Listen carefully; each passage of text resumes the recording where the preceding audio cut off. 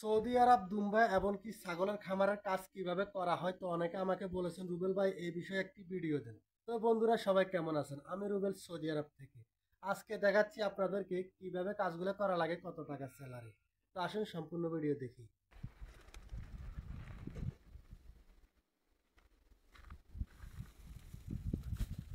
ভাই আমাদের দেশে যেরকম ধান কেটে খড় কিংবা খের মানুষে বিক্রি করে ফেলে, তো এই দেশে কিন্তু গম চাষ করে গমের কোনো কিছু অপচয় হয় না। এগুলো কিন্তু এই দেশে বিক্রি করা হয়েছে, বান্ডেল করা। এখন এগুলো কিন্তু দুম্বাকে দেবে, আর এগুলোতে প্রচুর পুষ্টি। দুম্বা খেলে দুম্বা অনেক মোটা হয়।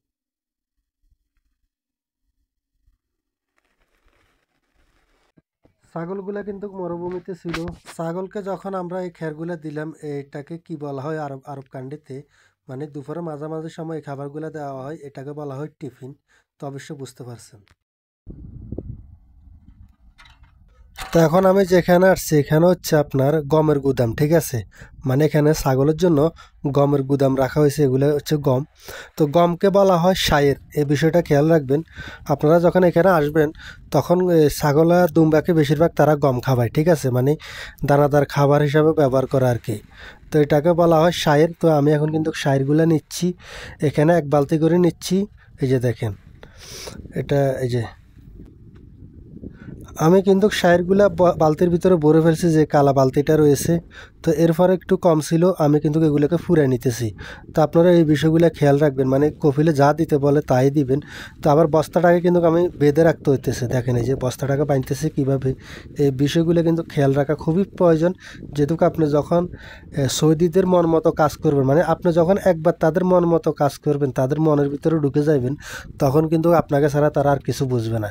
এই বিষয়গুলো খুবই গুরুত্বপূর্ণ। এই যে দেখেন এখানে মরগ আছে, আপনার হচ্ছে হাঁস আছে, এগুলো কিন্তু খেয়ে ফেলবে। তো সেই কারণে কিন্তু আমি এগুলাকে, এই যে এগুলো আগে এরকম ছিল না, মানে আমি কিন্তু এগুলোকে বস্তা টস্তা দিয়ে সবগুলো কিন্তু এই যে দেখেন আবার বান দিতেছি।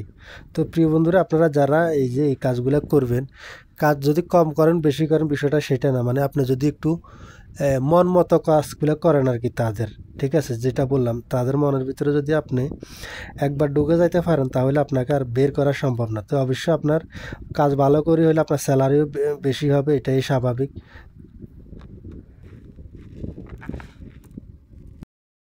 তো বন্ধুরা, দুমের বাচ্চাগুলাকে কিন্তু এখন গরমকাল আমি কিন্তু ফানে দিয়েছি, ঠিক আছে। তো আপনারা যদি এই ধরনের কাজগুলো করে থাকেন, যেখানে করেন না কেন, আপনারা কিন্তু এভাবে ফানি কাজে দিবেন, তাহলে কিন্তু কফিলের মনও ভালো থাকবে।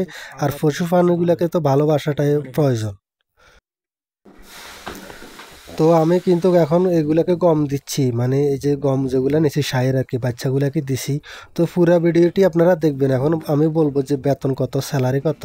তার আগে প্রিয় বন্ধুরা, এই ভিডিওটি বানাতে আমার অনেক কষ্ট হয়েছে, অনেক শ্রম লাগছে। আপনারা একটি লাইক কিংবা একটি শেয়ার করে আমাকে সাবস্ক্রাইব করে আমার পাশে থাকবেন। তো বন্ধুরা, 1000 রিয়াল থেকে শুরু করে 1400 রিয়াল পর্যন্ত স্যালারি হয়ে থাকে এসব কাজে। তো মূলত হচ্ছে বেতনের বিষয়টা হচ্ছে স্যালারির বিষয়টা, আপনি যার কাজ করবেন তার সাথে একটা মানে বোঝাপড়া বা কথা বলে নেবেন যে কত টাকা সে আপনাকে বেতন দিবে, আর কাজের উপর বেশিরভাগ নির্ভর করে বেতনটা।